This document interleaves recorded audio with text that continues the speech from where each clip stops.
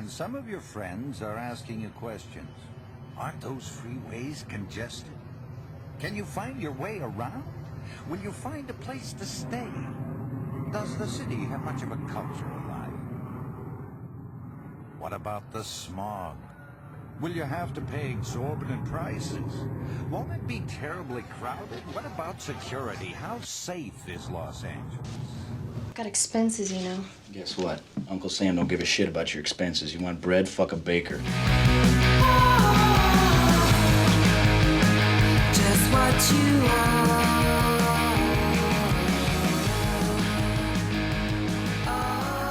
Welcome to the Cinematic Void podcast. Cinematic Void is a cult film series that hosts screenings in the Los Angeles area as well as virtually. I'm your host, Jim Branscombe, and joining me as always is... Hey, what's going on? It's Nick Vance, Paranoid Futures on Instagram and Letterboxd. You can find Cinematic Void on the World Wide Web at cinematicvoid.com, as well as Facebook, Twitter, Instagram, YouTube, and all major podcast platforms. If you want to support the Void, consider joining our Patreon. As we're recording this, we're in the thick... it's not really thick. It's like... Throws? It's like day 2 of Bleak Week. And We're in the throes of Bleak Week. And it might as well be Beyond Fest to us because it feels about the same. Bleak. Yes, bleak. Beyond bleak. Beyond bleak. I'm trying to think what else has been going on. Oh, yeah. I did go to the Frida and had the first Cinematic Void down there. Yeah, sick. How was that? It was great. Like, shout out to Trevor and the staff of the Frida. It was fun. Got to see the homie Mike Felix. You know, he helped me sling some merch. We showed demons. It was a good time. Hell yeah, very sick. It's kind of nice to be, like, out of your territory. And it's not like it was unfamiliar. I've been to the Frida before. I actually hadn't been to the Frida since it was pre-pandemic that I went. Like you say, you're out of your territory, like as if you're a 70s pro wrestler, like going to a different territory. Well, it kind of like is that. It's like I had to, like, go to different, like, how old wrestlers would have to jump in their fucking, like, vans and drive to, like, the next territory. I guess this is the first time I've done one in California that was not in Los Angeles at all. Because there's been a few events that I've hosted that weren't Cinematech related, but they're all still kind of close by. So this is, it's a new frontier, and kind of excited for it. I'm actually going to be back there in July. I'm going to be doing Roadhouse. Kind of excited because, like, I sent a bunch of different pics, so I was like, I was kind of leaning not doing horror because I'd rather just kind of alternate what I'm doing, even though I'm there bi-monthly. It's just like I don't want to get pigeonholed at, like, everything I'm gonna do is horror. So It's like, start off pretty quick, do demons, go to Roadhouse. Nice. Has anything else been going on? I don't know. Last week I projected The Cell for the Cinematic Void show. I thought that was awesome. The print looked great. Yeah, I want to give you a shout out because you nailed those, like, fucking real changes. Thanks, man. Yeah. And some of those, like, cue marks were kind of hard because they were in the middle of the fucking print. Yeah, it was because it's in scope, so they kind of stretch out with the anamorphic lens. Yeah, so it's just like boop, but you nailed every single one of them. The only thing about when we were doing that I noticed the Cell screening had nothing to do with what you were doing. Is like, I think that last reel, because I think there were 6 reels for the Cell, weren't there? Yeah. That last one, like, I guess some having the 5.1 optical track, because it was kind of like cutting out a little bit, like, towards the end of the movie, but, like, otherwise pretty flawless. And give a special shout out to Kate Lynch from Salem Horror Fest, came down and introduced and made a lot of people think of J-Lo differently in a very good way. Cool. Like, gave a very impassioned, like, the importance of Jennifer Lopez and, like, where she was at context-wise in her career when she made that film and a lot of other things. So hopefully Kay and I might be doing another LA screening later this year, but should be doing some stuff for Salem Horror Fest coming up next year too. So right on, very cool. So keep around for that. So I have a minor surgery I'm going in for after this podcast. So if this is the last episode, thanks for all your support for Cinematic Void. Yeah, I mean, if there's no episode that comes out after this, that means I'm just dead. I'm going to keep the podcast going without him. Actually, I won't do screenings, but I'll keep the podcast going. And Nikolai comes in. Finally, my arch nemesis takes my spot. Actually, I'd be cool with that. I'll take the Guar approach to Cinematic Void. That it should just keep on going without me in some way or shape or form. Nikolai can host the screenings. Right on, there you go. Okay. There you go. So, yeah, Nikolai, or I could give it to, girlfriend Leslie could do it, or Mike Felix could do that. It could be a revolving. Yeah. We'll revolve it. So if I don't make it through this surgery, we've already replaced you. Yeah, we've already replaced me. In fact, you guys are like, hey, let's turn up the anesthesia a little bit.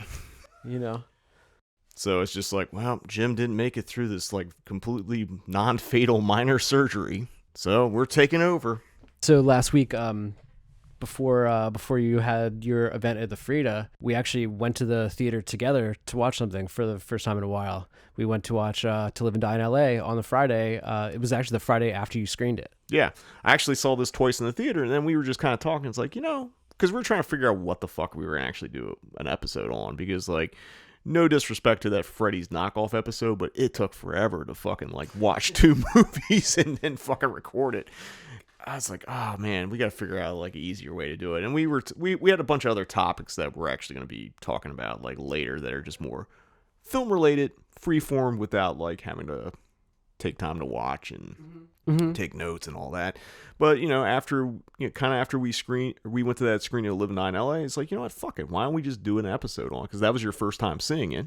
Yeah. I had not seen this one, so you got to see it twice in 1 week, and I finally saw it. So, and we had a little bit of discussion afterwards on some things, and I found it interesting because it's just like, this is sensibility, taste, and what one looks for in a movie. So it's like, yeah, why don't we just do that as the episode? So, we're going to take a break here, and when we come back, we're going to be talking about William Friedkin's To Live and Die in L.A. here on the Cinematic Void Podcast. If you're a victim of a disease called bulimia, this is an all-too-familiar scene, and you know what comes next. Tremendous guilt, the fear of gaining weight.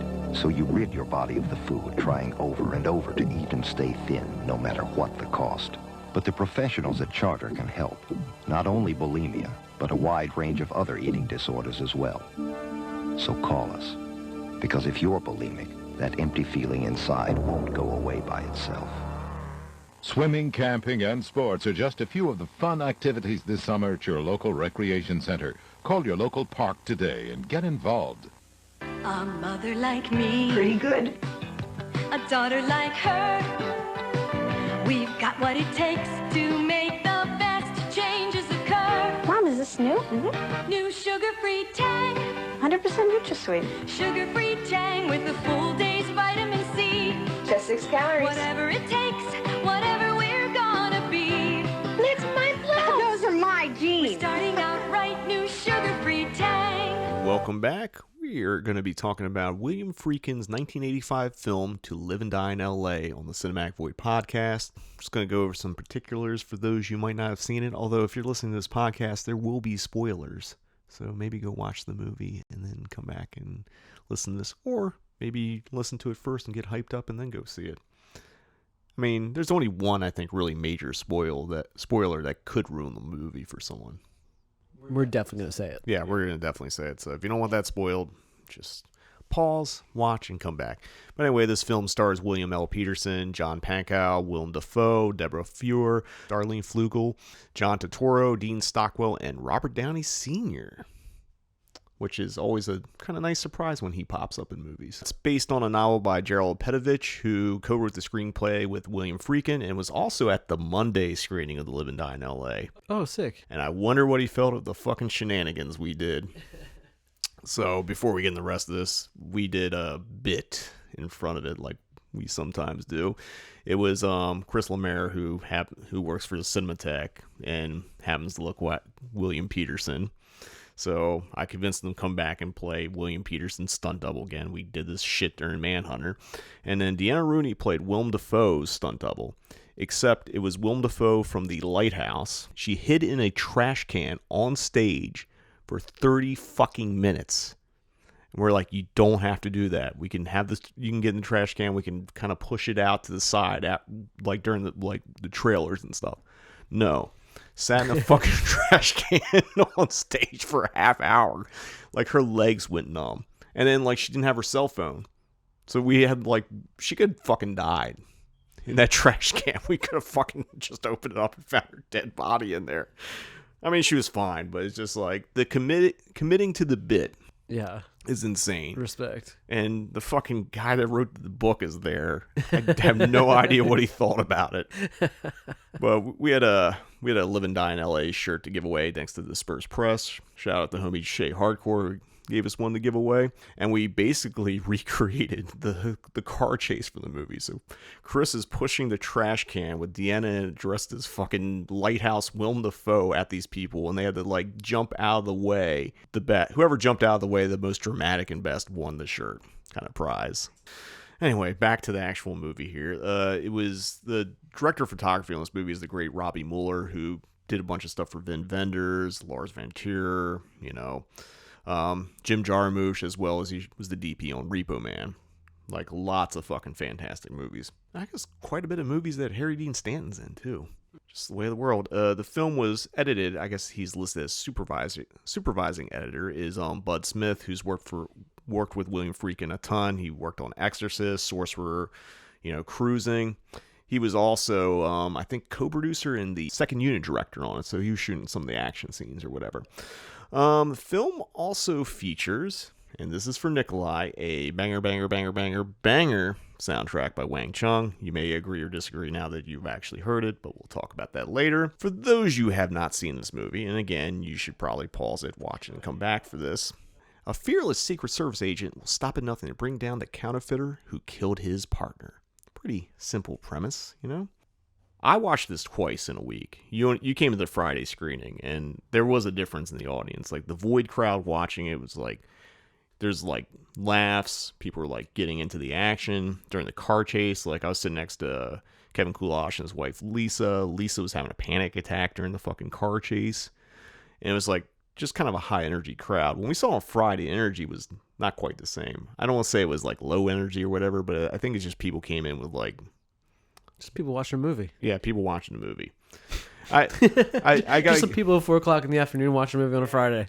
It's like it was packed. I'm like, don't these people have jobs? Yeah, I mean, where do these people come from? Yeah, because it wasn't sold out, but it was damn close to sold out. It was actually, it was really packed.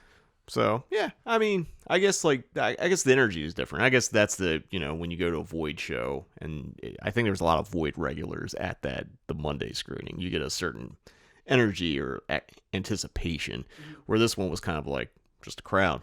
Yeah. Like when I did my intro and I'm like I knew it was like, I don't know where it is when I named Willem Dafoe and got no reaction. That's weird. Everybody loves Willem Dafoe. Yeah, not that crowd. I was like, young Willem Dafoe, and like nothing. Boondock Saints? No? Boondock. You haven't seen it? It's like, anyone? Why'd you pick Boondock Saints out of Why not? It's a valid point. It's the funniest option. It is the funniest. It's like, come on, you've seen Boondock Saints.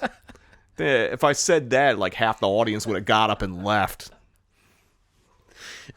I would have been better off saying, like, he's Green Goblin and Spider-Man. I mean, the movie played well both times. It's just like the difference of like how you set up a crowd and what the expectations are. Yeah. But I want to say, like, seeing it twice on film in a week was like, I basically just took that opportunity. It's like, fuck, when am I going to sit in the theater and watch this again? Probably never. How do you think the crowd on Friday would have reacted to Deanna jumping out of the trash can? Dead silence.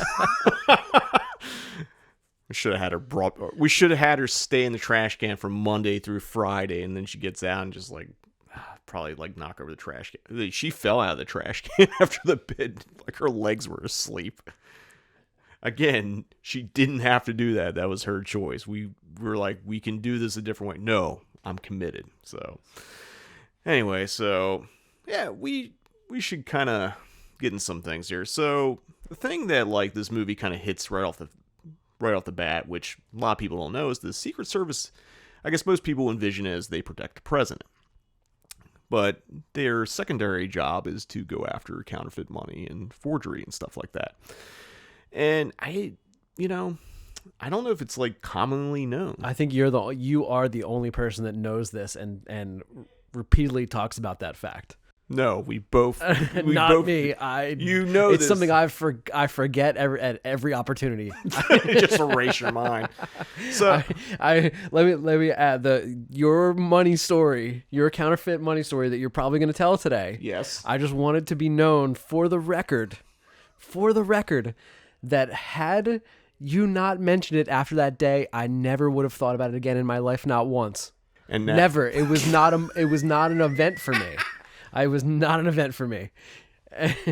And I don't know. That's it. I love that you love that story so much, and had you never repeated it, I would not even know that it happened now. Well, I mean, what kind? I guess I'm saying this so vague. I'm more or less begging you to tell the story. I suppose. Are you really? No. No.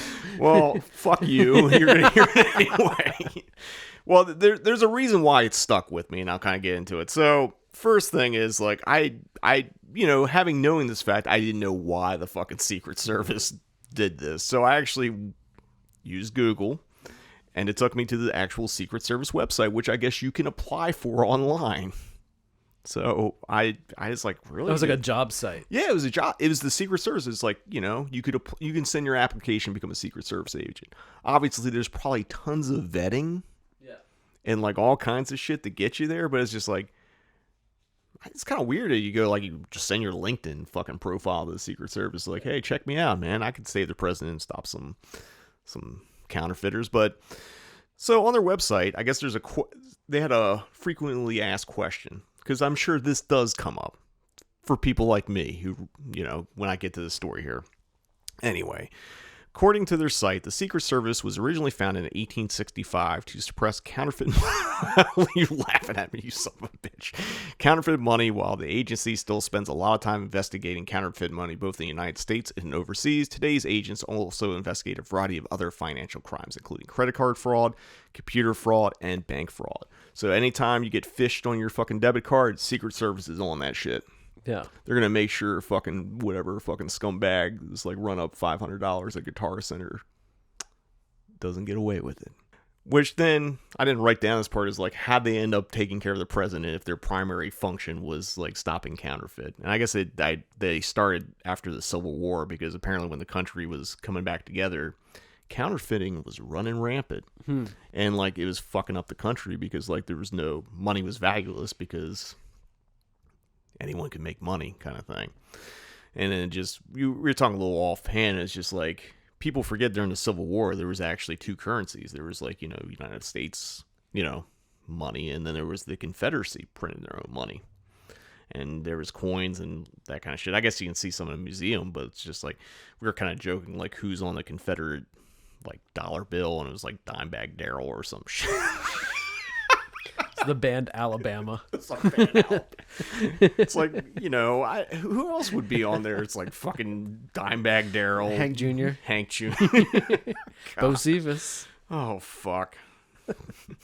I shouldn't have set that up, but it's just like, I mean, chances are most of that shit's burned, but I'm sure you can find it on eBay or see it at like the Smithsonian or something like that. But I think that was also part of the reason they had to have the Secret Service clean that shit off, because like, it's like someone going to a fucking like store here and trying to pass a Canadian bill. And it's like, here's my Confederate Dimebag Darrell dollar. Yeah, dude. What the fuck? Giving your fucking Alabama nickel right back to you. It's like, we don't know how to accept this here. But anyway, the long story, whatever. We're gonna get into this thing that Nick doesn't want me to talk about, but he's like, so when Nick and I were in high school with another homie, Jim DeHaven, we went to a technical high school called Hartford Technical High School, and I guess it's a trade high school or whatever. And the trade we were in was in graphic arts and printing. And if you've seen the movie, you'll understand why it's relevant, because when you get to that scene where Willem Dafoe's character is counterfeiting money, that's the shit we did in class like every day. Like all the steps, like you take a photo in the dark room, get developed, you have to like, what do they call it, stripping? Yeah. Where they put a yellow piece of paper and you like cut out the images, and then you take that, do the plate maker, make a plate, take that plate, go to your printing press, mix up your ink, and then you print. I mean, we used to have like, what were those printing presses? A.B. Dick? Yes. I don't know if that's a standard anymore. Oh, yes, it very much is. Yeah, the only person I know that's still doing that job is Jim. So. Yeah, I mean, I did until up to about maybe almost 15 years ago now, but but still, like most of my 20s. I mean, what my problem was, I was a terrible printer. Yeah, I was a fucking. I worked with you at one point. I got fired because I just sucked. Yeah, you running a press there? I was running a press. I could do some stuff, but like, man, I was not good with ink flow on those presses. Anyway, so getting back to, we're in high school, and every year while we were there, the Secret Service would come pay us a visit to basically tell us not to get into counterfeiting. And they would show us some fucking video that was ridiculous. I just remember, like, there was a scene in it, they're like, this is what happens when you try to pass a counterfeit bill. And it was like some dude going to a bank. Like, who goes to the bank to pass a counterfeit bill anyway? And this guy's trying, like, can I break 100? And they're like, sir, did you know this bill's counterfeit? And then, like, he takes off running, like, Steve, he's running out this, like, it's like, we were all laughing at it. And the Secret Service guy's like, yeah, this sucks. Like, you take it to some fucking shitty store. Yeah, you just fucking break it anywhere. But anyway, I think at the end of it, it's just like, maybe counterfeiting is where it's at. I mean, the presses we have could never make anything that was that good. No.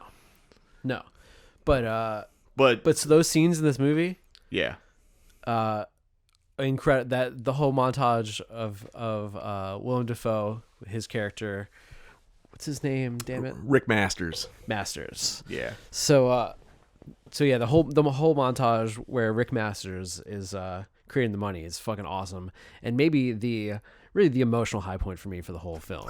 And it's just like I was really engaged in that particular scene. Mm-hmm. It's a great montage. It is really great. You got that fucking Wang Chung score fucking coming in hard, loud and hard, nice and loud, dude. All right.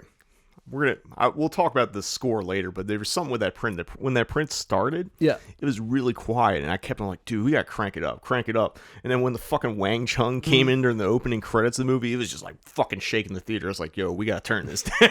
Hell yeah. It was like, but like that montage, like the first time I saw To Live and Die in L.A., I didn't see the full movie. I just saw that montage because I was taking an editing film class, and one of the professors, shout out Keith Tishkin, who like introduced me to all kinds of fucking films there, where, you know, he was like more like film theory and that kind of stuff, but like he would show like that's where I saw Godard for the first time, and like did a class on like American indie filmmakers. So it was like Spike Lee and like Jim Jarmusch and like Hal Hartley and like Coens and, you know, David Lynch. So it's like getting to see all that stuff in an educational context, but also just being able to watch cool fucking movies. Yeah. For editing class, they were showing the best example of montage. They showed the fucking counterfeiting scene from To Live and Die in L.A., or the counterfeit printing scene, I should say.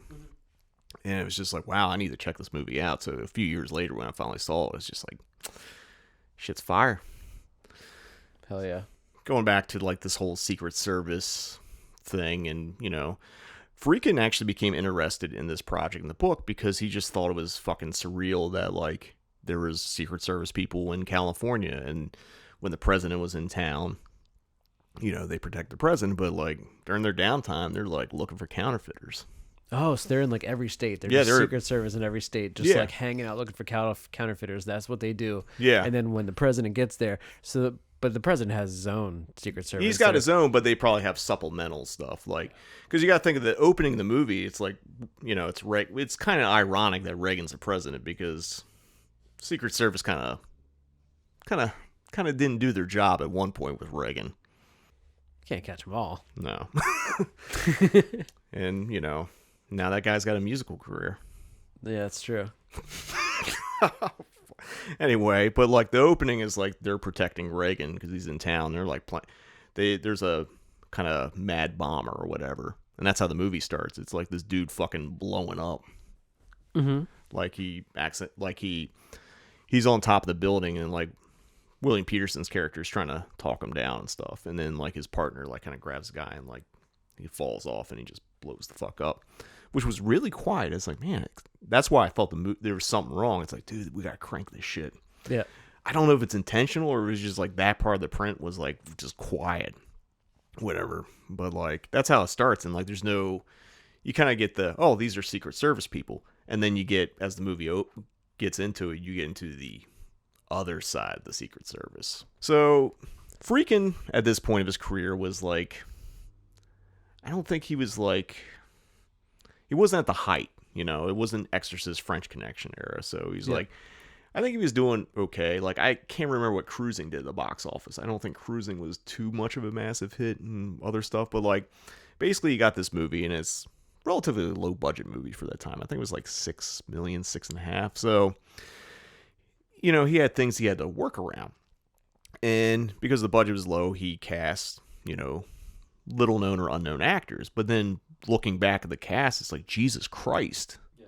You had a fucking cast and a half.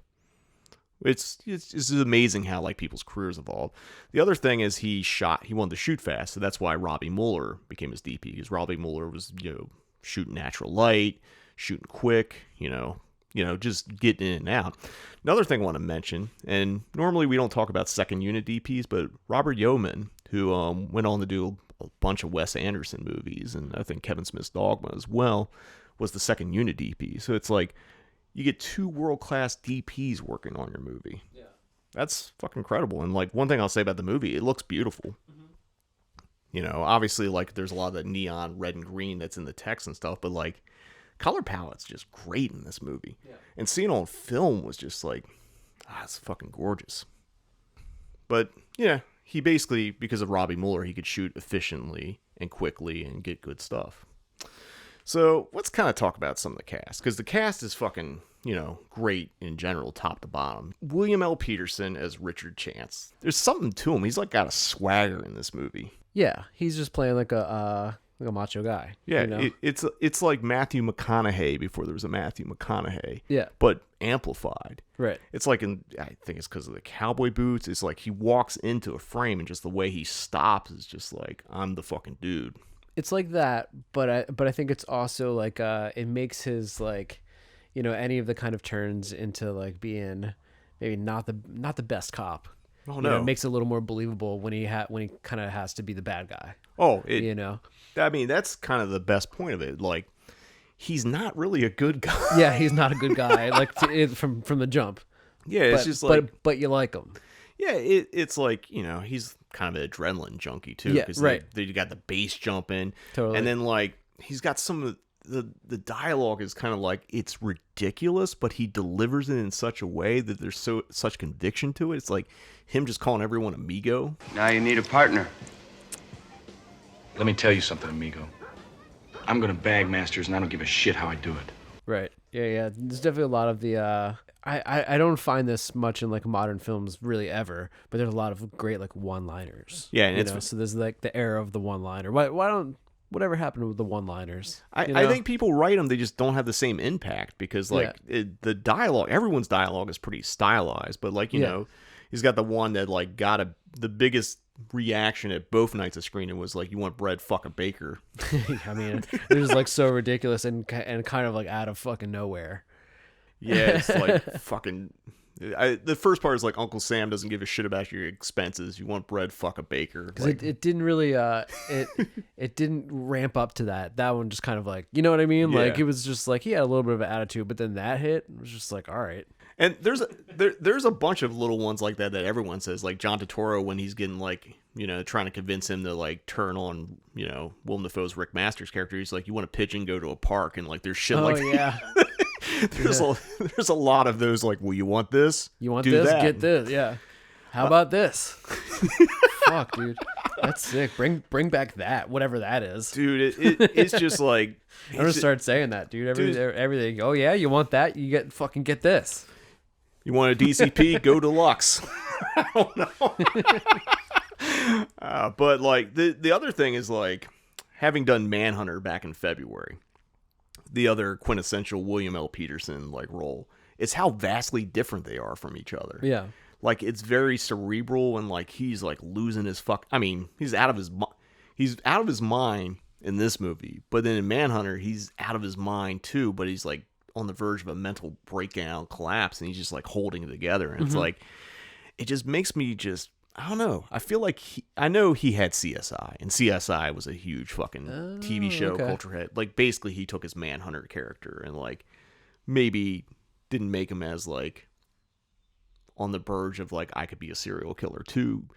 But like, he had a good career with that. Mm-hmm. But I just kind of feel like between those two movies, like he should have had like a career of some sort. He should have been like in other action movies or like. I think he was in Thief. He was in Thief. He was a bartender in Thief. He didn't have a big role, but he was in Thief. But he didn't do much else film-wise? No, I mean, he's in stuff. He's in that Mark Wahlberg movie Fear. I think he plays the dad. Nicole Forever. Yeah, he's in that.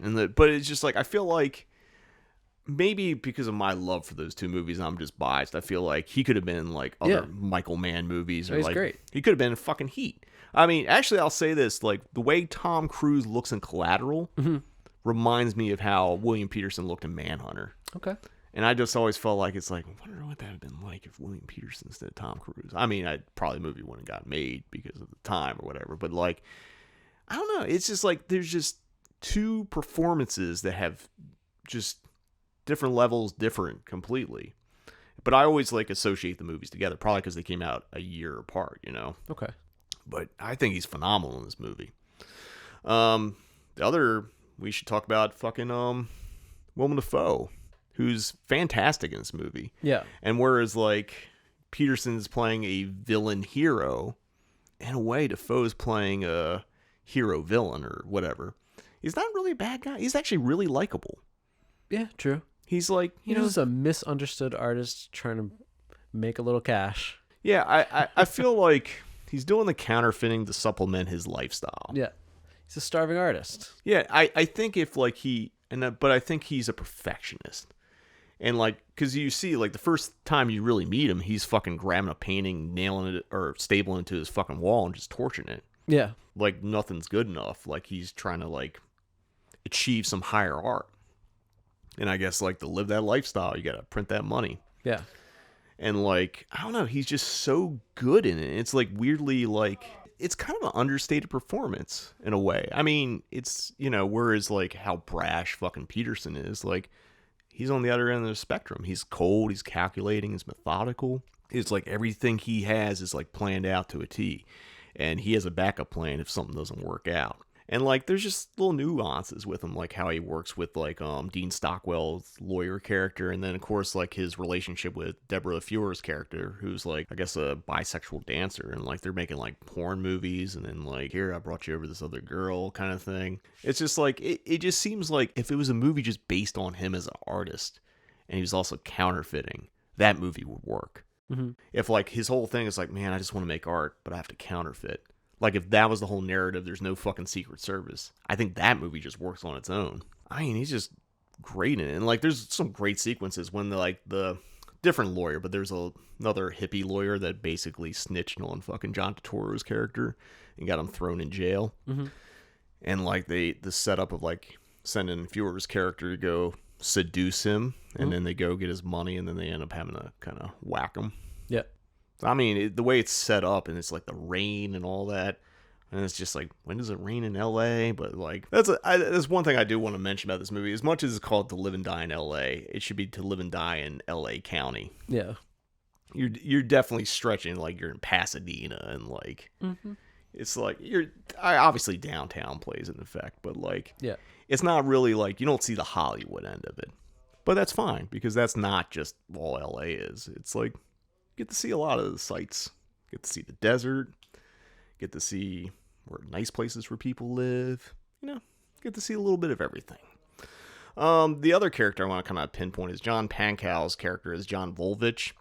He actually got the role because he was recommended by William L. Peterson because I guess they were doing theater or whatever in Chicago. And I think they have really good chemistry together. Yeah.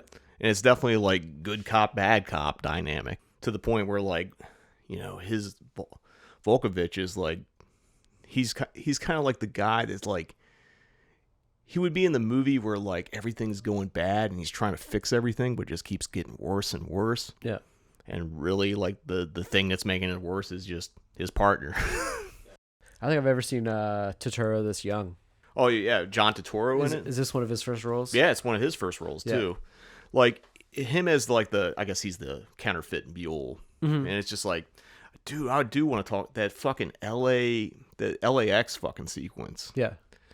It's like having flown a lot in the last couple of years, like, it's like, damn, airports were different then. You could just like, you can go pay cash at a fucking booth. You can get like a, plane ticket like the day of. What is that shit? Does anyone do that anymore? Is anyone's like, I'm going to show up at the airport and buy a ticket? I don't know. But like basically they catch Turturro passing some funny money at the airport and they have a chase sequence. I think my understanding is Friedkin was shooting rehearsals because he didn't want to miss anything. Like he didn't rehearse beforehand, but he's like, all right, we'll run through it one time, but we're going to roll camera. And like, there's a bit in this movie in the airport when Peterson's chasing John Turturro's character.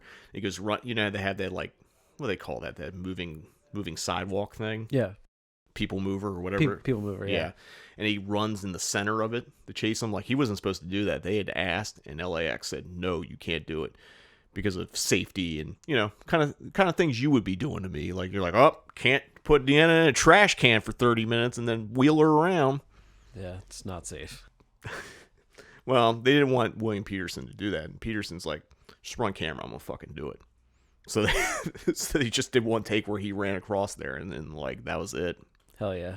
But that whole sequence in the airport is pretty good, especially when he gets in the bathroom. He kicks in the door on the guy that's just taking a shit. Yeah. The guy's like, what are you doing?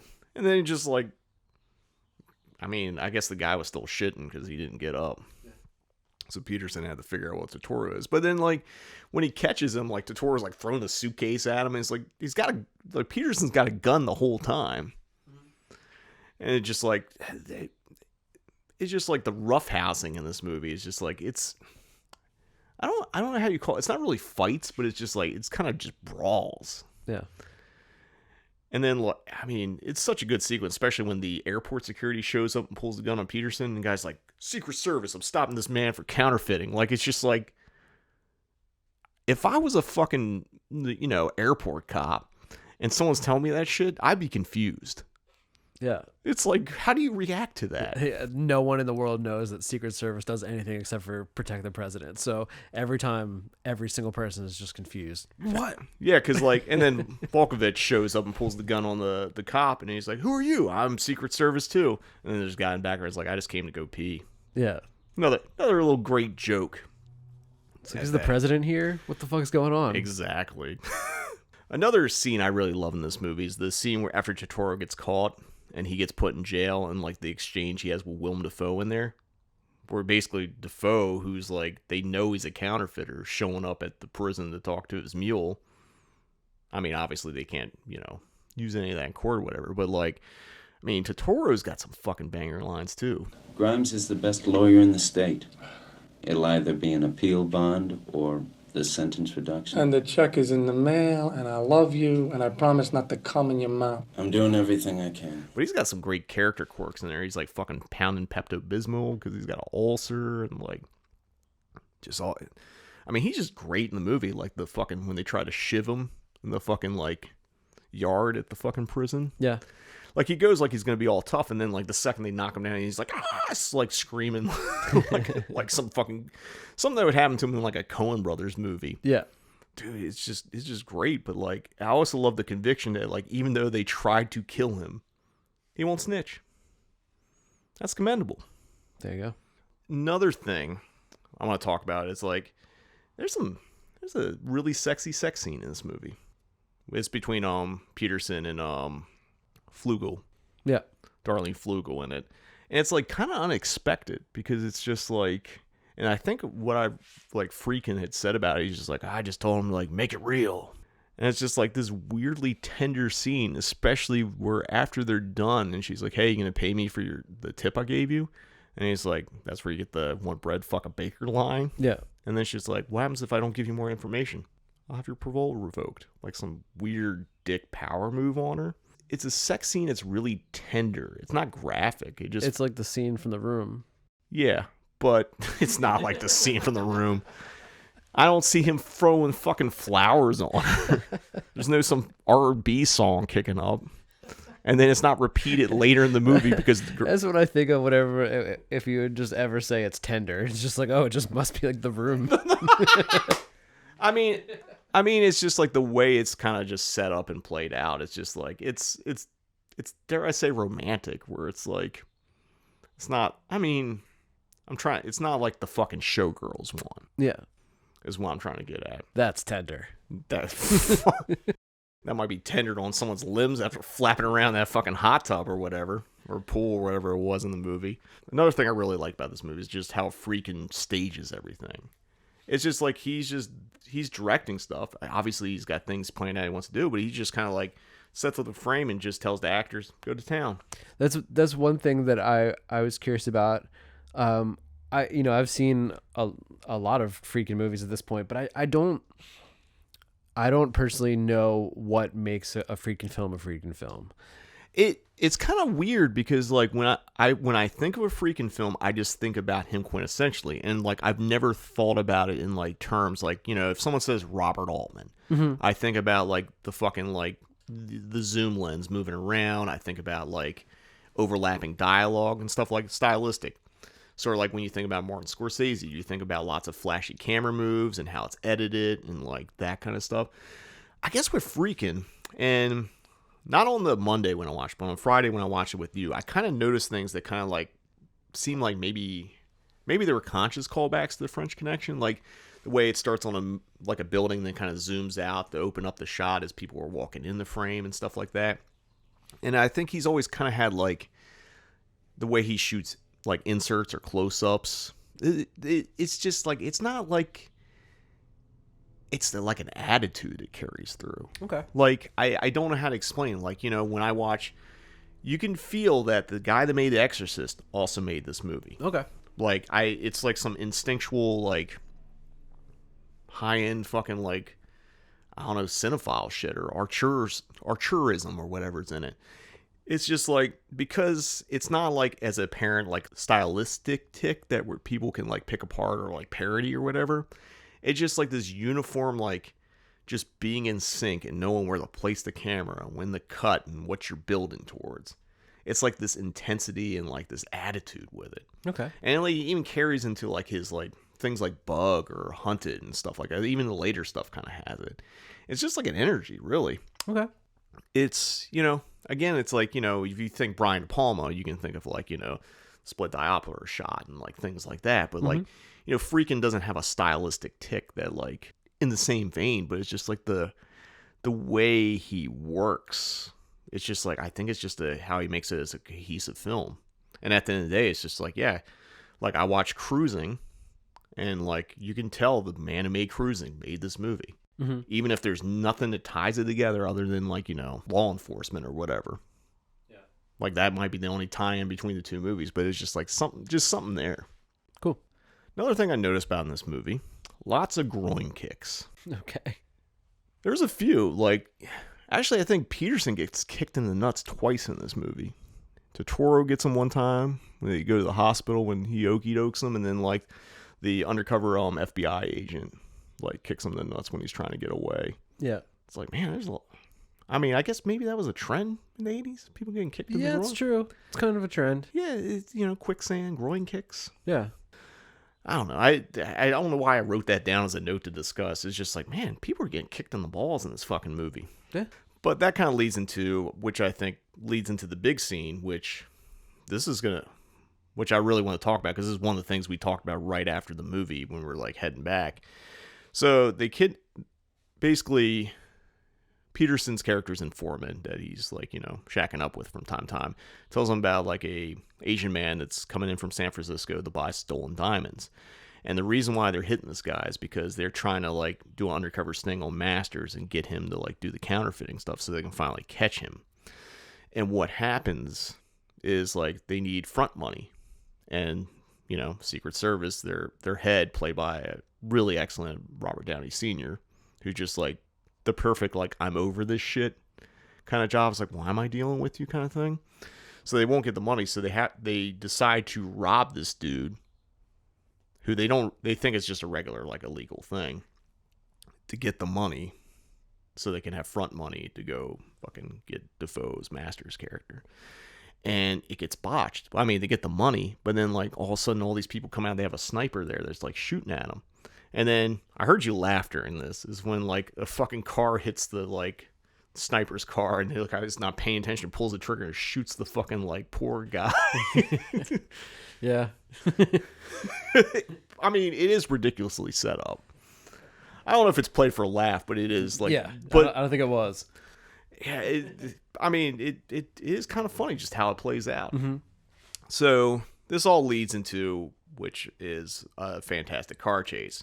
This car chase was like, this was something like was talked about a lot, and just like, because it's basically what eventually happens. They get on I believe the 710 freeway, and they're driving the wrong way into oncoming traffic to get away from being chased. And there's a little bit of like French Connection throwback because they're driving like downtown LA back in the warehouses or like where those things are, and they're like weaving through like tractor trailers and stuff like that. So, but like it just like it gets really intense. And like again, when I was there on Monday, people were having anxiety while watching it. And I think it's a really spectacular thing. And it was like put together by stunt coordinator Buddy Joe Hooker, longtime stunt guy. He's been in everything from like Messiah Evil, The Conversation, and he was Peter Criss's double in Kiss Meets the Phantom. Which will tie back to Detroit Rock City, which was also screen part of Mayhem, sorry. Need to correct that for you. So basically, Friedkin told Buddy Joe Hooker, is like, if this scene does not beat the French Connection's car chase, it won't go in the film. I'll just cut it. Well, I heard it took them 6 days to do this car scene. Well, I mean, it would have to. Yeah. And like, I forget where they shot it. It wasn't in LA because there's no way you can shut a freeway down to like do something like that. Mm-hmm. I think it was a certain stretch where they like had a couple hours each day to kind of shoot it, like I don't want to say off the grid, but like where it wouldn't impede and make traffic jammed. But like William Peterson, like he didn't do all the driving, but he did a good portion of the driving. So when you see like Volkovich in the back seat, like having like the freak out, he was actually fucking scared because Peterson's fucking driving the car on him. Right on. I mean, it's just really intense. And like there's a couple bits where like when they first are getting away, when they think they're getting away, like all you hear is like the heartbeat. Like there's a really nice like sound design choice in there where it's just like breathing and heartbeat. Actually, no, it's before that. Sorry, it's when they have the undercover agent. They don't realize the undercover agent in the car with them, and just all you hear is like the heartbeat. There's some really nice setups and like ramping up the intensity of that scene. But I think it's a phenomenal car chase. And then you hit me with, That's kind of bored, dude. I was kind of bored. Like car chases, just I don't know. I was just watching it, and everyone else in the theater was like all fucking into it, and it was the more subdued like Friday crowd, but still, it's just like once the car scene happened, like everybody was like locked the fuck in, and I'm more locked into just watching them, and I'm just kind of like, what? Like what? Like why is this exciting? Car chases don't do it for you. It's just not doing a fucking thing for me. Have you ever seen a car chase that you've been into? I mean, not really. If Tarkovsky did a car chase, would you be into it? Yeah, but I mean, like what is that car going like 3 miles an hour? Maybe the closest that you would probably like. I don't know if you ever seen John Luc Godard's Weekend. I have not. There's a long one single shot thing where it's going through a traffic jam, and it's like really famous for the movie. That might be your kind of car chase. Yeah, I mean it's like it's obviously they worked their asses off on it. Like it's kind of crazy, but at the same time I'm just watching it going like, when is this? I honestly was like, when is this part going to be over? Like this is just all right. Like get to the next scene, please. You know. I mean, the next scene is when they're like, it's the next day and they're back at their Secret Service headquarters, and like, they're all looking a little disheveled, and they're like, that's when they find out that like it was an FBI agent they got killed. Mm-hmm.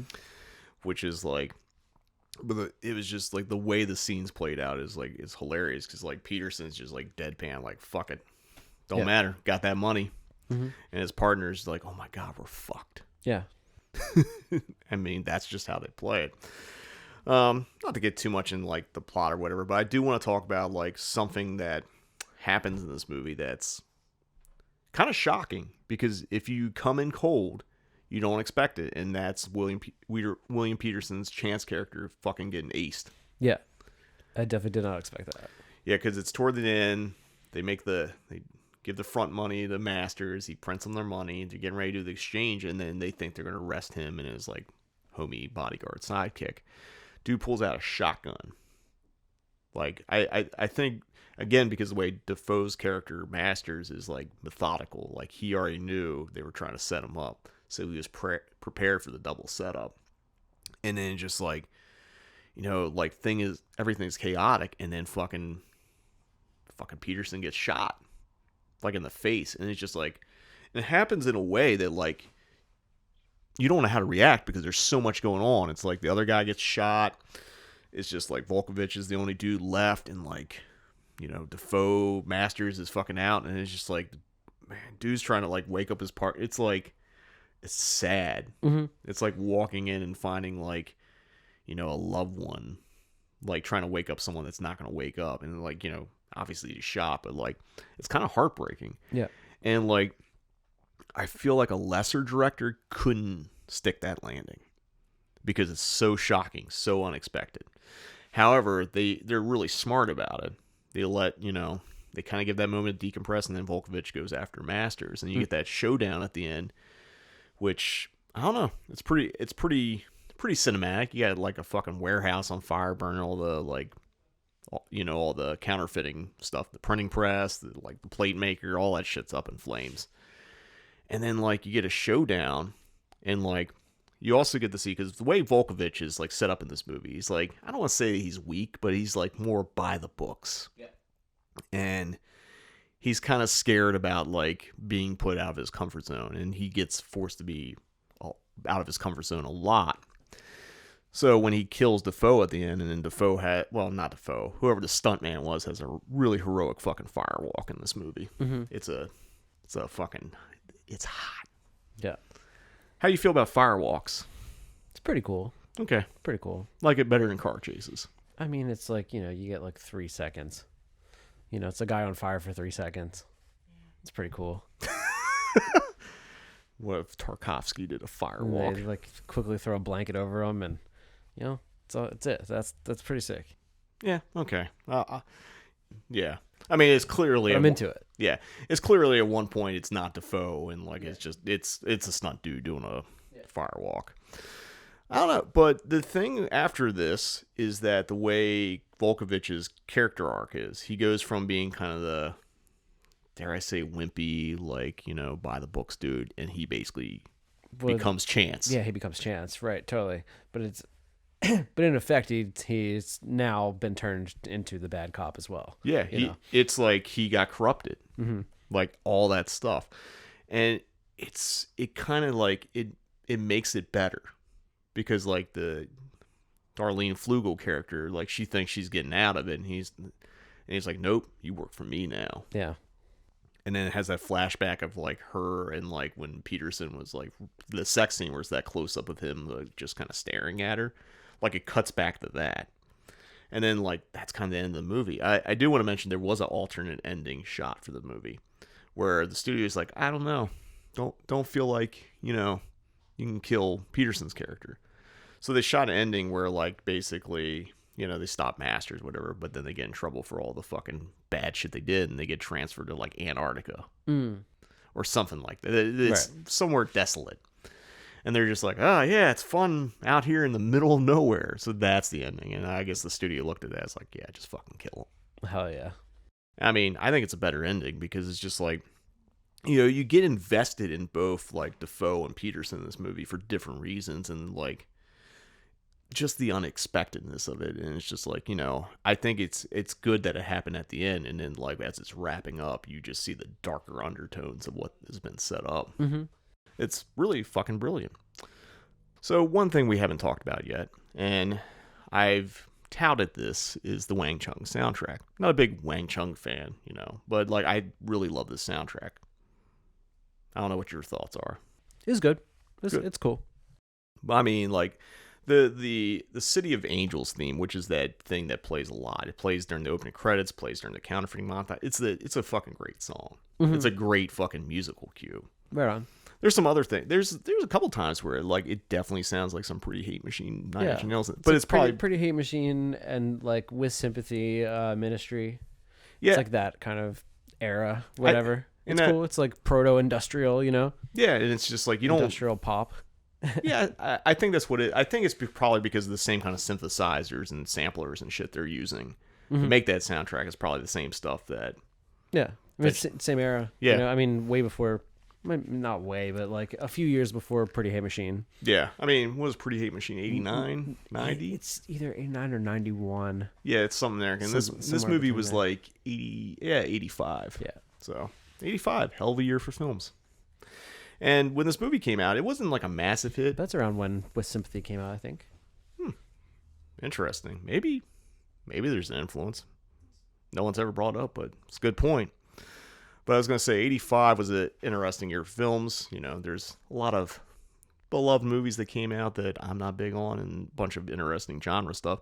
When this movie came out, like it was a moderate hit. It made its money back and made some, you know. But when it was released, it debuted at number 2 behind Death Wish 3. Which, I don't know, I think it's funny that, like, at any point that Death Wish 3 was the number 1 movie at the box office. It's pretty weird. I mean, I guess it would be, because then they made 4 and 5 after it, so. But, yeah, I don't know. Closing thoughts on To Live and Die in L.A. Pretty good. It's pretty good. I would rate it a 3 on Letterboxd. I give this shit a 5. Yeah, it seems like everybody else does. But I guess it's like, what do you want out of a movie? And that's the end question. I'm not even saying you're wrong. Yeah. I think you giving it a 3 is like... I mean, maybe Chance getting shot kind of pushes up to a 4 almost. Like, I think it shows that like little things like that show that it's a little smarter than I'm actually giving it credit for, and you know, it's a little more special than a lot of other crime films I've seen with like crazy car chases and whatever. You know what I mean? I think that this is definitely a step ahead of all those for sure. So, I mean, I'll actually justify my 5, and I think what it is just how brazen and ballsy it is. Mm-hmm. Like, you know, it's not like it's coming out in the peak of like Stallone and Schwarzenegger and things like that. You know, maybe when did Terminator come out? Terminator came out in 84, right? Something like that. Maybe 85. I don't know. Okay. I'm trying to think when it came. Well, you know, whatever it was coming. Like this movie came out when they're like big action movies, big budget action movies, and the fact that it's like a very concise, dare I say, low budget movie that does not feel like a low budget movie. Like at no point do you think you're watching like, you know, what be kind of the equivalent of like an indie film, just budget wise. But it's just like, it's got great actors, it's got great performances, really interesting soundtrack. And I just think because of who Friedkin is and just his just attitude and like how he just, in a way, the way he directs the movies, how fucking Chance carries himself in the movie. Yeah. It's just like, who gives a fuck? I'm just doing this, and if you don't like it, tough shit. And I think that just carries through the movie. It's my favorite Friedkin movie. And like a lot of people are like, well, how? It's like, you know, I love French Connection. I'm fine with Exorcist or whatever. It's, you know, I know I should love it, but it's just like, I think at this point I'm just like, it doesn't interest me. Like, you know, Sorcerer interests me. Like fucking Cruising interests me. Because I think it's not that he didn't do interesting things in The Exorcist. I just feel like he was expanding upon them. And like, you know, he's just a really great... It's not his fault that The Exorcist turned into this big cultural thing. Yeah. You know what I mean? Like, as far as just being a film goes, yeah. There's probably something about, you know, what happened with it culturally that affects your opinion on it, I would say. Yeah. I'm just making the assumption there, but... I mean, it is, but it's just like... I guess the thing that I always find most interesting in filmmakers is like not when they're at their height, their best movie or their most beloved movie. It's the films that they made under like duress or like, you know, not under ideal circumstances. Obviously, when he made The French Connection, like, I'm not French Connection, sorry, when he made The Exorcist, mm-hmm. you know, it was based on a best-selling book. They were investing money in it. You know, he was a hot director coming into it. So he basically, you know, had all the resources pulled into it. Whereas like for this movie, obviously it was a lower budget. He had to shoot fast. In order to make it good, he knew what he had to do to make it good on what he had. Mm-hmm. Those are the movies I'm drawn to. Like, you know, my favorite Scorsese movies, After Hours. And because it was like, you know, he's coming off of like, he made some expansive like high budget movies that are beloved now, but maybe didn't do well at the time, like Raging Bull and stuff. So it's like, he's working in an economic sense. You know what I mean? Yeah. So he's like, this is the materials, this is what I'm working for. And it's like, how do I create the energy to make this? It's that kind of stuff. It's like, it's going to seem weird when I say Evil Dead 2. And the reason why I say that is like Sam Raimi was coming off Crime Wave, which was a fucking massive flop and was going to pretty much kill his filmmaking career. So when he got the opportunity to do Evil Dead 2, He just went fucking nuts. That's why it's all stylized. There's the crazy camera work, and like, you just like had something to prove. And I like filmmakers that have something to prove, you know? Sort of like Lynn Ramsey, who's one of my like top 5 dead or alive right now making films. Wish she would make more. It's just like, there's something that she has something to say and something to prove, and like regardless of what the subject is or whatever, it just has this thing that's like an intangible thing that just drives it, that makes that movie just like something that's memorable, something that's you have to see, some energy. And I think like Friedkin had that on this movie. And, you know, again, Exorcist, masterpiece. Not knocking it, but like there's something to Live and Die in LA and just like what it took to make that happen, and just how like to raise it above. Because like if you put another director on that movie, I don't think it could easily be a 2-star movie. It could be like a laughable crime thriller, like all secrets, like it could be handled in the dopiest way possible. But it's the conviction it's made. Yeah. And that's why I love this movie. Right on. But we're going to take a quick commercial break here. But when we come back, it's going to be time for a read, watch, and listen here on the Cinematic Void Podcast.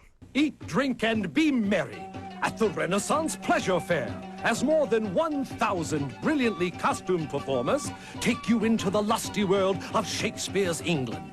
The fair is open weekends and Memorial Day, now through June 2nd, 9 a.m. to 6 p.m. Paramount Ranch, Agura Hills. Ventura Freeway to the Chesbro exit. Information and charge by phone 213-654-1700. Raise a toast. Come celebrate. What you're actually looking at is a dawn. The dawn of the new summer nights at SeaWorld.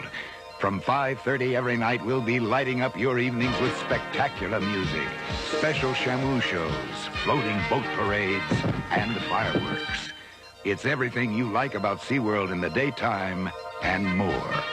Experience summer nights at SeaWorld. Sunsets will never be the same. The preceding program was pre-recorded. Welcome back. It's now time for on the Cinematic Void Podcast, where we talk about all the things we've been reading, watching, and or listening to since the last time we recorded a podcast. All right, Nick, I know you've been busy, but has there been anything you've been reading, watching, and or listening to? Nah, I haven't really been reading anything. I've had a busy week. I haven't been doing much, man. Watch-wise, I recently watched Fat Girl, directed by Catherine Breillat. It's French. It's French. Yeah. There's like the T's probably silent. What do those L's do? I don't know. I have no idea. But Fat Girl from 2001. It's a Janus title, so I watched it on the Criterion channel because I know I'm not going to be able to catch too many of the Bleak Week screenings. And this one's been on the list for a while. And it's fucking brutal, man. I don't like it. I don't like this movie. This movie made me upset. Was it because of the choices or like I mean, we won't talk about if it's the ending.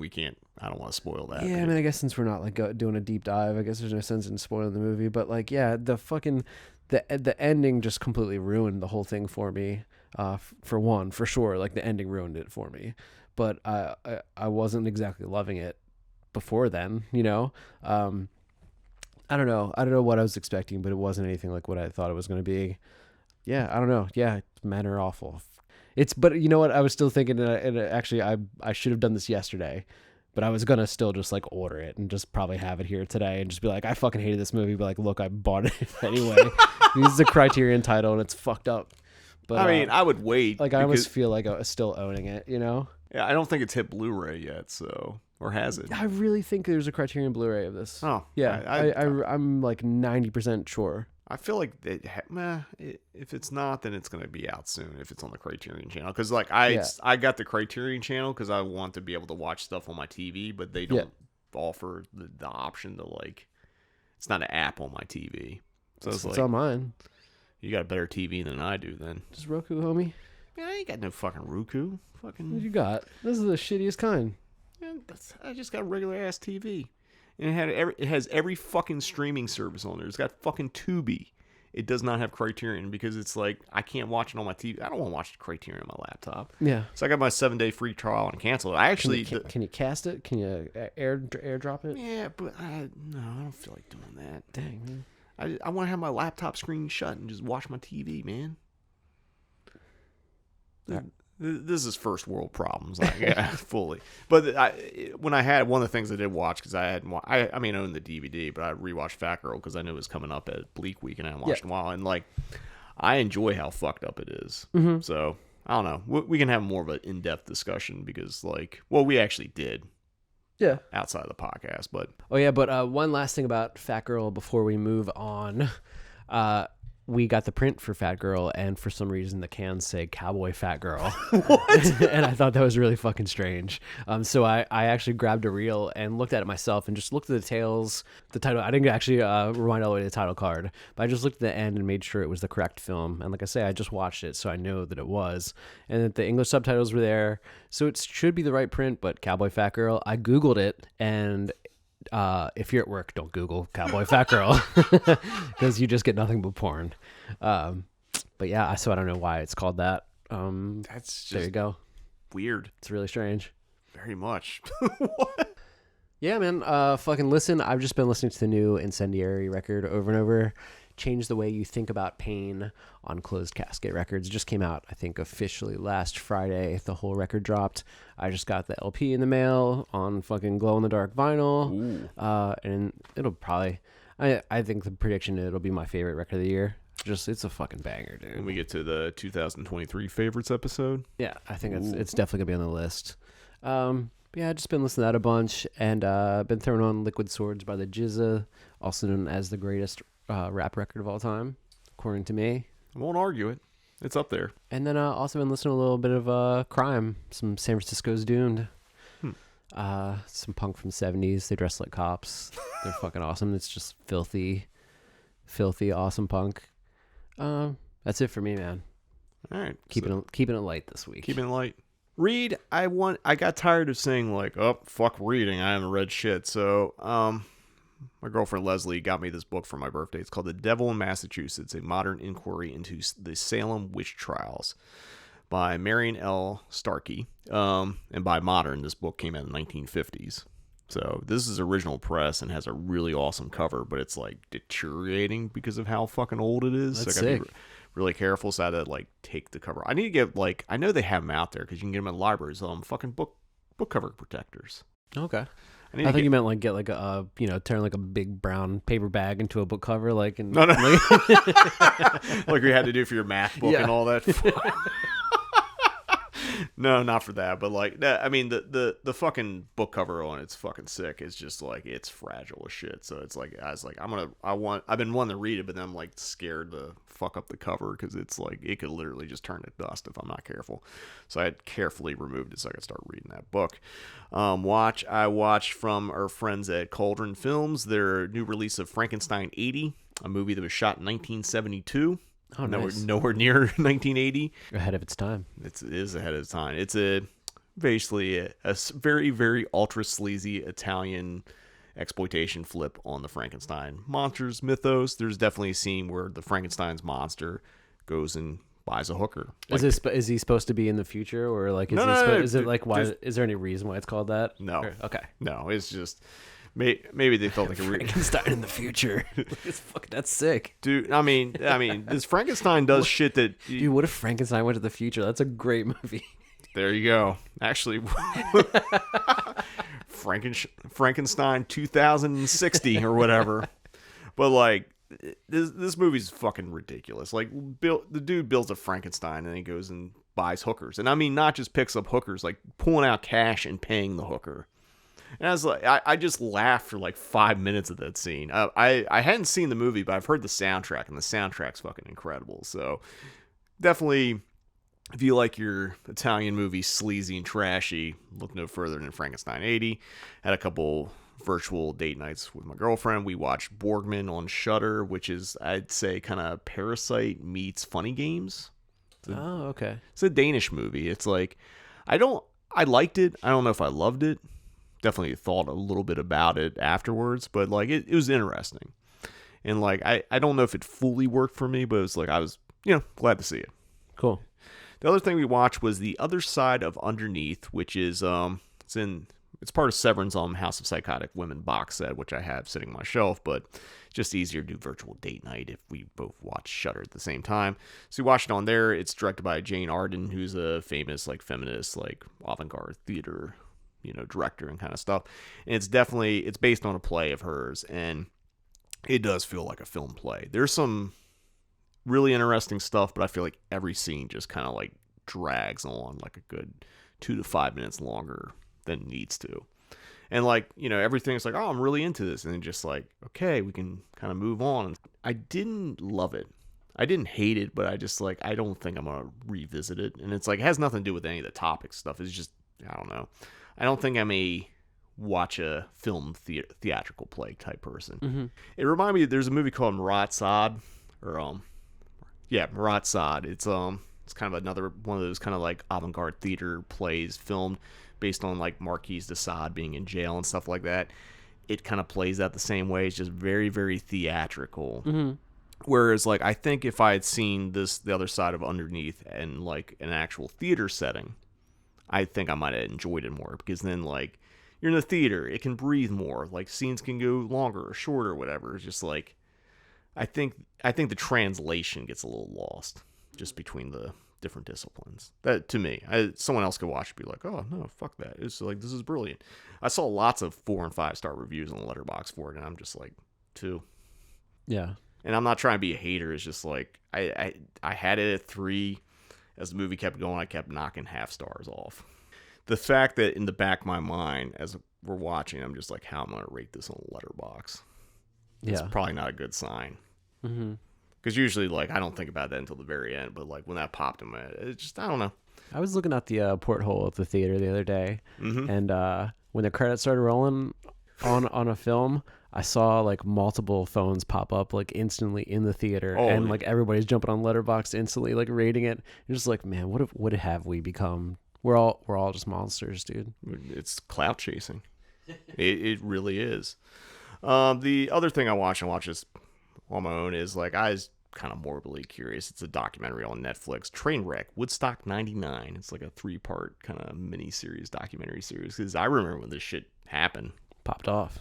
Dude, it's kind of interesting because, like, I started confusing this with Woodstock 94 or whatever it was, Mm-hmm. which was the one where it was like 9 Inch Nails and Green Day played, and like lots of mud. Yeah, lots of mud. And then, like, I guess that one was like well liked, like the original Woodstock 68 for whatever reason, because apparently this one was made just to make money. So, like, everything was like super expensive, and just like it was at the peak of like frat boy aesthetic at Woodstock. And plus, like, look at the bands they were playing. Like, they would have like James Brown open in the morning, or Willie Nelson, and then like it'd be Korn, and Limp Bizkit and shit like that.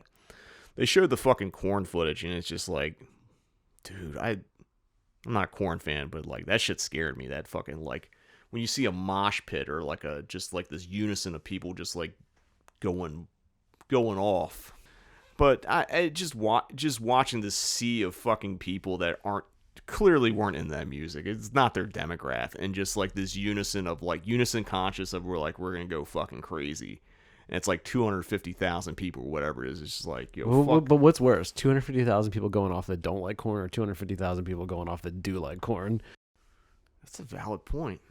I feel like, I don't know, dude. I grew up in a time where you made fun of people that like Korn, and I don't understand this newfound love for fucking new metal that like younger people seem to have, and like now people our age are even trying to defend. Like, bro, we were there.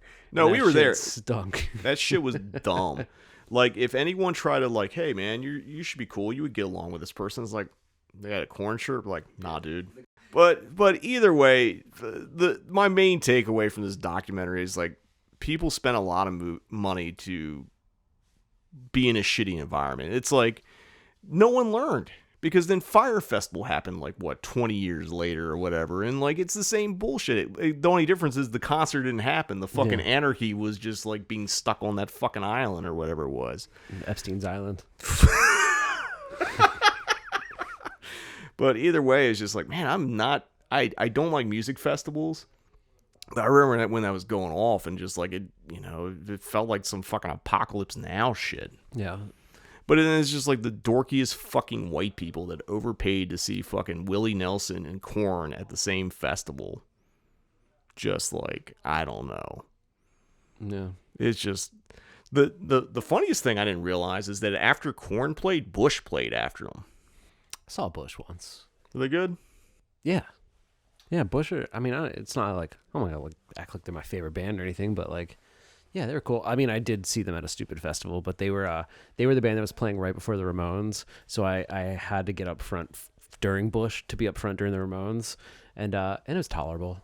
There's some worse bands I've had to sit through to be able to be close to the band I wanted to see, Yeah.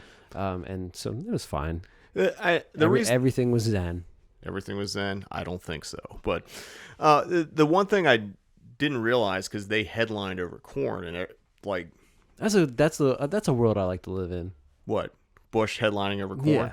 Well, the thing they did was like they actually cooled down the set because like people were just like all pumped up on listening to like people were all tangled up in their chain wallets. Yeah.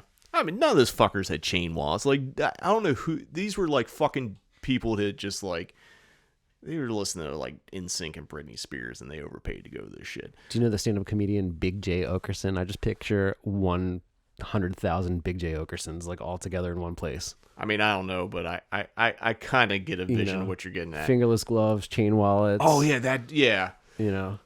I mean, yeah, but fingerless gloves in the summertime. Fuck. I mean, there's probably someone there, but like the thing about watching, there's probably one guy. There's probably at least 5 guys out of the 250,000 people at this fucking shithole of a fucking festival. But like the thing I'll say about Bush is like, you can do something. We make fun of tons of bands and music and people like Gavin Rossdale, regardless of what you think about Bush or not, actually did something commendable and decided to cool the crowd down and started with like a slower song. They played their hits and shit, but like they decided to de-escalate like these fucking thousands of fucking idiots that were just like, oh, we can mosh for the first time ever kind of thing.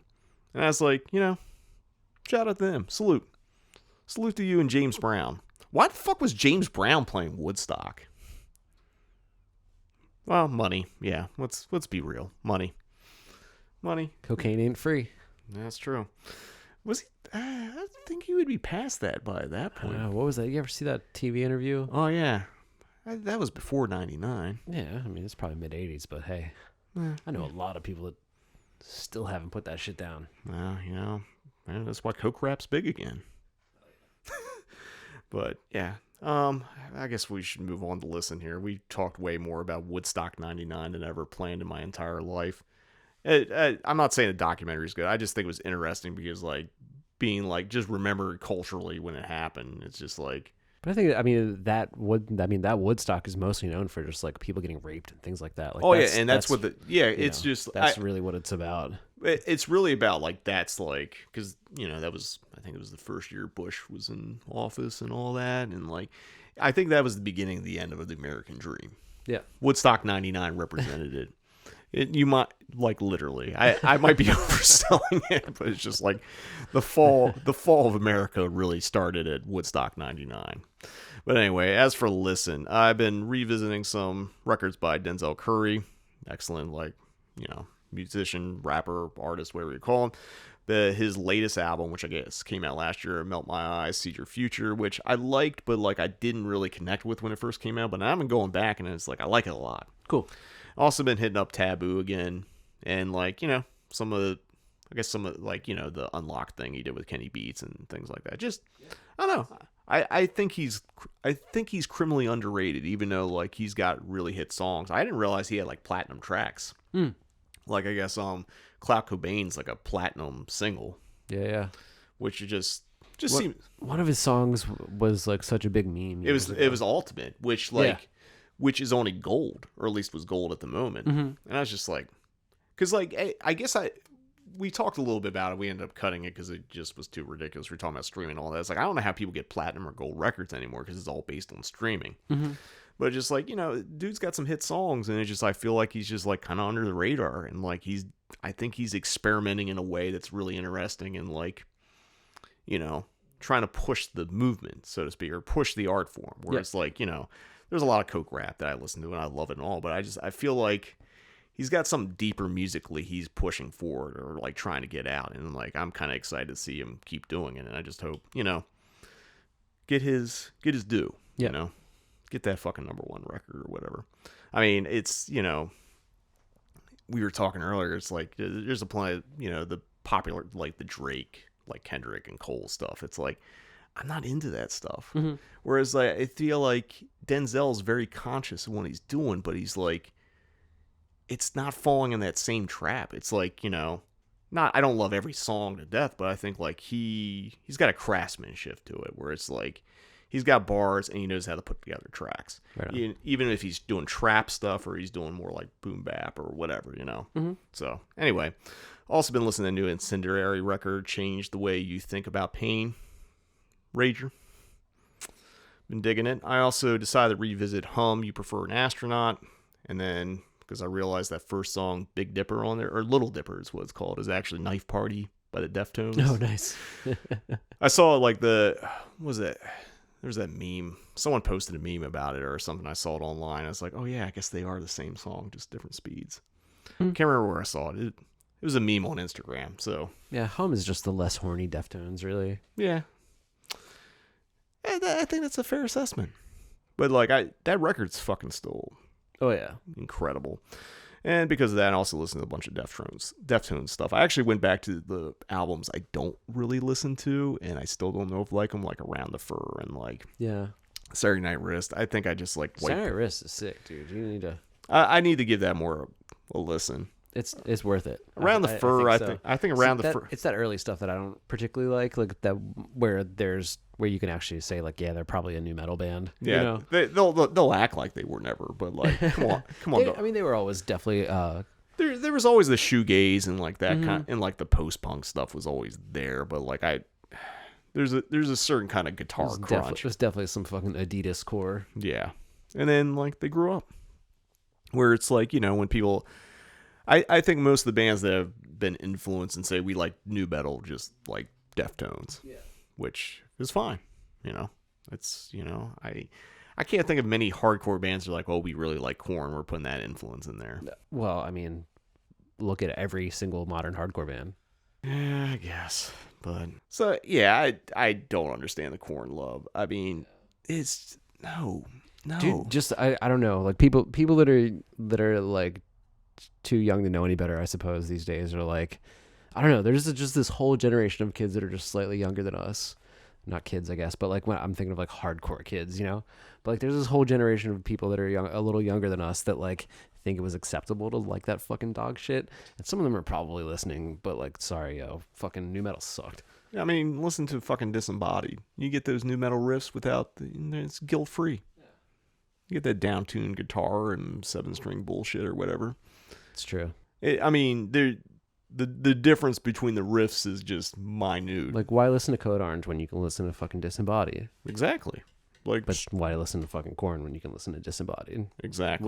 Was the point in the 90s, and now now in 2023, it's why listen to Code Orange? Yeah. Why listen to, I don't know, but that could be said for a lot of this shit. Yeah, it's just I know kids want to try to bring the new metal back, and like I think there are good things, obviously Deftones, but then there's things that should just remain in the late 90s, early 2000s, you know?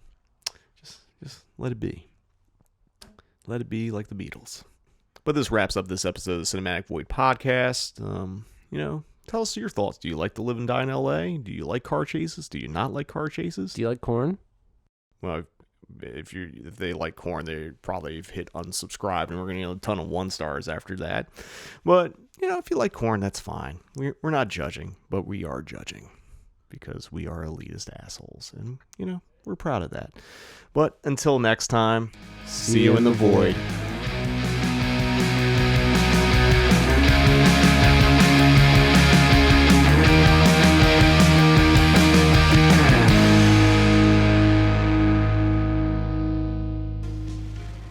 I was reading about the stars. Talked about how the stars are the eyes of God. I think it's true, don't you? No.